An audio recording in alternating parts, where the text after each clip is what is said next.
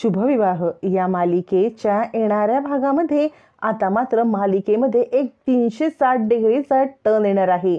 आत्तापर्यंत रागिणीशी लढणारी भूमी आता क्षणात नांगी टाकणार आहे, पण या सगळ्यामध्ये भूमीच्या पदरात इतकं सुख पडणार आहे की ज्याची भूमीने कधी कल्पना पण केलेली नसते।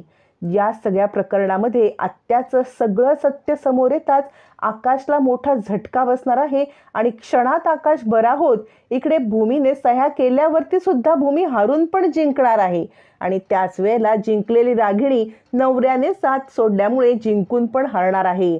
नियतीने फेरा बदललेला असतो, रागिणीने ऐतं सगळं मिळवलेलं असतं, पण भूमी आता आयुष्याची एक नवी सुरुवात करायला घर सोडत असते। आकाश आणि भूमी हे दोघ जण आता आयुष्याची नवीन सुरुवात करत एकमेकाच्या साथीने रागिणीला गेलेलं साम्राज्य परत मिळवण्यासाठी झगडत असताना भूमीला भक्कमपणे बऱ्या झालेल्या आकाशची साथ मिळणार असते आणि इकडे रागिणीची साथ मात्र सुटणार असते, कारण कपटी रागिणीला साथ देण्यासाठी इकडे आता राजा काकांनी नकार दिलेला असतो। या सगळ्यामध्ये बदल असा घडणार आहे की मालिका एका लीपवरती जाणार आहे आणि इथून मालिका आपल्याला पाहायला खूपच रंजक ठरणार आहे। आकाशला वाचवून त्याला घरी घेऊन भूमी घरी जेव्हा येते तेव्हा भूमी थोडीशी हतबल झालेली असते, कारण रागिणीची कारस्थानं थांबत नसतात। काय करावं भूमीला आता काहीच कळत नसतं। या सगळ्यामध्ये आकाशच्या जीवाला धोका नको हे भूमीला समजत असतं आणि कपटी रागिणी कोणत्याही वेळेला काही करू शकते हे पण तिला माहिती असतं आणि तरी सुद्धा रागिणी म्हणत असते, अजूनही माझा हुकमी एक्का माझ्याकडे आहे। रागिणीचं हे विधान मात्र आता भूमीला सारखं खटकत असतं। काय करावं हे कळत नसताना भूमी आता खूप मोठा निर्णय घेते। रागिणी सांगत असते, जर ही प्रॉपर्टी तुला आकाशलाच मिळवून द्यायची आहे तर आकाशच जिवंत राहिला नाही तर काय होईल? प्रॉपर्टी घेऊन तू करणार काय आहेस? कारण तुला तुझे बाबा, आकाश, आई, बहिणी या महत्त्वाच्या आहेत ना। मग या सगळ्यामध्ये तुझा फायदा ह्याच्यातच आहे की ही प्रॉपर्टी माझ्या नावावरती कर, नाहीतर या सगळ्यांना मुकायला शिक। आता मात्र भूमी विचार करते, काहीही झालं तरी मला आकाशची प्रॉपर्टी आकाशच्याच नावावरती ठेवायची आहे, पण या सगळ्यामध्ये आकाशच्या जीवाला काही झालं तर आज चुकून हुकून काही झालं असतं आणि जर का आकाशला काही झालं असतं तर मी स्वतःला कधीच माफ करू शकले नसते। त्यामुळे मला असं वाटतंय एक पाऊल मागे घेऊन आपण 4 पाऊल पुढे मारण्याचा विचार करावा। असा विचार करत भूमी आता आकाशला सगळं सत्य सांगण्याचा विचार करते। रागिणीचं जे सत्य आहे ते आकाशला आता एका वेगळ्या पद्धतीने भूमी सांगण्याचा प्रयत्न करते, जेणेकरून आकाशला त्याच्या भाषेत सत्य सांगितल्यावर ती सत्य समजेल आणि आकाशचे डोळे उघडतील। भूमी आता आकाशच्या रूममध्ये येते, आकाशला सांगते, मी तुला एक गोष्ट सांगणार आहे एका आई आणि मुलाची। म्हणजे आई आपल्या मुलासाठी जीव द्यायला तयार असते, पण एक आई अशी आहे जी आपल्या मुलाचा जीव घेऊन त्याची प्रॉपर्टी पैसा घेण्याचा प्रयत्न करत असते। ती आकाशला सांगते, आकाश तुला माहिती आहे का, म्हणजे एका आईला आपल्या मुलाची सगळी प्रॉपर्टी हवी होती। ती आई त्या मुलाची सख्खी आई नव्हती, पण त्या आईच्या नवऱ्याने म्हणजेच त्या मुलाच्या वडिलांनी सगळी प्रॉपर्टी त्या मुलाच्या नावावरती केली होती, पण आईला ती प्रॉपर्टी तो मुलगा गेल्याशिवाय मिळणार नसते असं वडिलांनी सांगितलेलं असतं। मग त्या आईने खूप मोठं कारस्थान करून आपल्याच मुलाला घराबाहेर काढण्याचा आणि या आईने आपल्या मुलाला मारण्याचा प्लॅन केला। म्हणजे पैशासाठी ती आई आपल्या मुलाला मारणार होती, पण त्याच वेळेला त्या मुलाच्या बायकोने त्या मुलाला घेऊन घर सोडून जाण्याचा निर्णय घेतला आणि प्रॉपर्टी सगळी त्या आईच्या नावावरती करण्याचा निर्णय घेतला। काय वाटतं तुला आकाश, त्या मुलाच्या बायकोने बरोबर निर्णय घेतला असेल का? यावरती तो मुलगा म्हणतो, हो, कारण जर का आपला जीवच सलामत नसेल तर काय करायचंय पैसा आणि प्रॉपर्टी?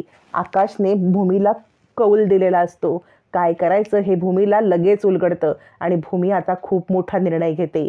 आकाशला घेऊन हे घर सोडून जायचं आणि नव्याने सुरुवात करायची। रागिणीला प्रॉपर्टी देऊन टाकायची, कारण प्रॉपर्टीमुळे जर का आकाशच्या जीवाला काही होत असेल तर ही प्रॉपर्टी मिळून तरी उपयोग काय आहे?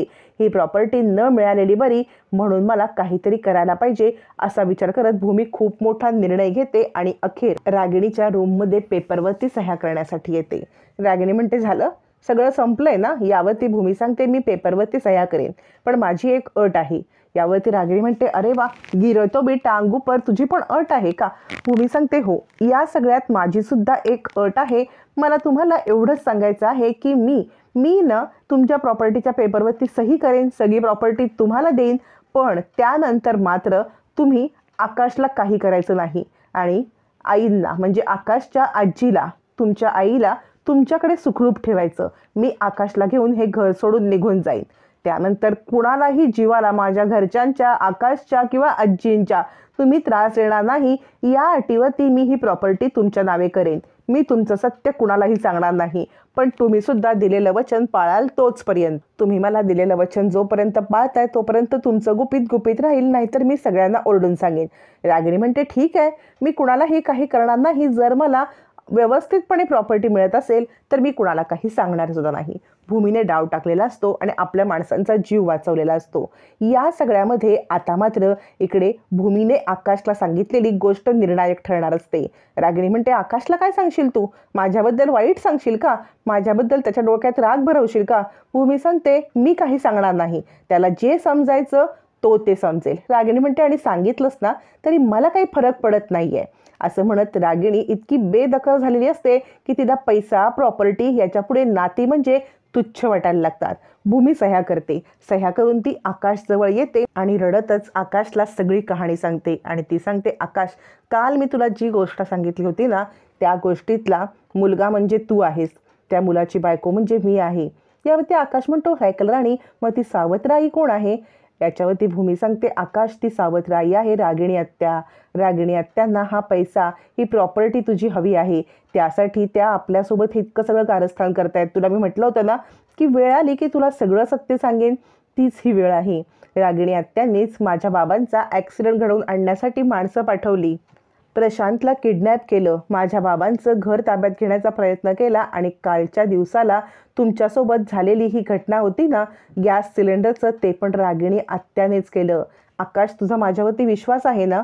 आपण पुन्हा लढूया. आणि तू काल म्हटलास की जीवापेक्षा पैसा महत्त्वाचा नाही, तोच निर्णय मी घेतला. मी सगळी प्रॉपर्टी रागिणी आत्यांच्या नावावरती केली, कारण तुझ्या बाबांनी तुझ्या असं लिहून ठेवलं होतं की आकाश 26 वर्षाचा झाला की प्रॉपर्टी बायकोच्या नावावरती होईल. आत्यांना हे माहिती होतं, म्हणून आत्यांनी लग्न करून हे सगळं केलंय. आकाश, तुला जितक्या गोष्टी समजतायत त्या मी सांगण्याचा प्रयत्न करते, पण आपल्याला हे घर सोडावं लागेल, तुझ्या जीवाला धोका आहे. असं म्हणत भूमी आकाशला सगळं सांगते. आकाश भूमीचं सगळं ऐकतो. दोघं घर सोडून निघतात.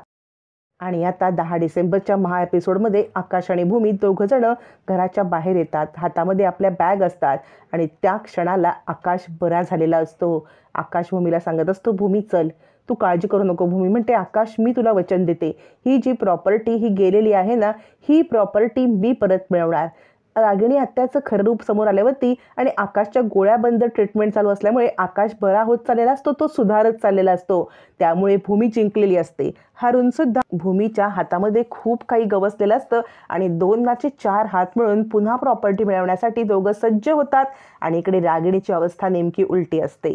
ती जिंकून पण हारलेली असते. राजा काकांना ज्या वेळेला हे सत्य समजतं त्यावेळेला राजा काका रागिणीला एकटीला सोडून निघून जातात आणि म्हणतात, तुला माफी नाही.